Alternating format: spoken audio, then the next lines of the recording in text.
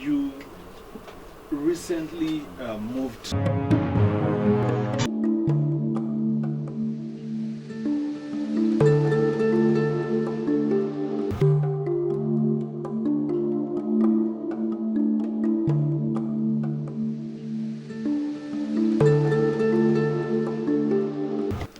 Sir, even from the Okeguja you are talking about, sir, we have the likes of Barrister Adebayo Shitu. Fine. We have the likes of Senator Fatai Buhari. Fine. Edibo Ojeri. Fine. Professor Adeolu Akande. Fine.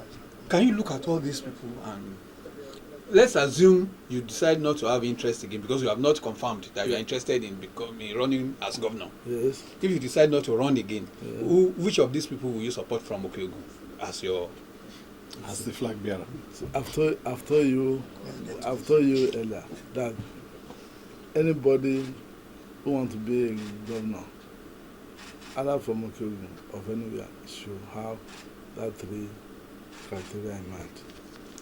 It should be recently. So which of these ones? It is not the forum to assess. They must all of them they have not. Professor Dubu, for example, has not shown it. I've not had shown interest now. I've not had I've not had that from him. The level of wastage of produce in that particular access, and it's funny because that's supposed to be the bread basket of the state. But every time you go home and you talk to farmers, they do their own parts. When it comes to storage and moving to the market, it becomes a very big challenge. So that's the question I ask every Okeogun politician that I see.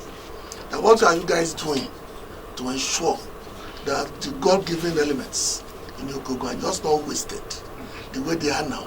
Because people keep telling me this and that, this and that. I say, no. Little countries, Israel, as you know, even Malaysia, have what they call the silo system, where they are about only 5% wastage of their natural produce. But here when I go back to Okeogun, Shaki, Bo is saying, the level of wastage, I think, I may be wrong, is about 50 to 60%. If not more. So what are the politicians doing whenever they come to the center to solve that problem? That is key to me, and to anybody who is interested. Yes, because they are having produce without value chain. You see, one thing is to produce cassava. Another thing is to harness the value chain of cassava.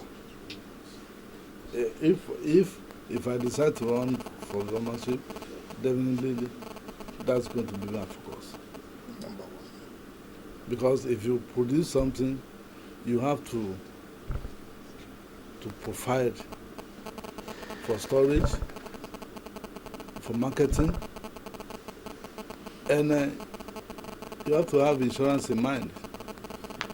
Do you know our farmers in Okeogun? That's why most of them are poor. Those farmers that build houses, they build houses through BAT, that's the former NTC. I'm happen to be with their laborer. I served the NTC as a laborer. I served them as a clerk before going to university. So I know I know the system. If you apply the system of NTC, farmers will be laughing. There's no way. Why should we be the worst farm, the worst yam is what the farmer will eat. The worst of their product is what they eat. The rotten tomato is what they will use. The good ones, they have to preserve. Okay, the people will not come to buy this tomato for the next 4 or 5 days. So it's better we will be eating the rotten ones. So we will provide an enabling environment. It doesn't have to be government. It has to be a private partnership. So that when these products are ready, there's no reason why cassava processing industry big time cassava processing industry cannot be in Okebun. What do we have to be carrying cassava?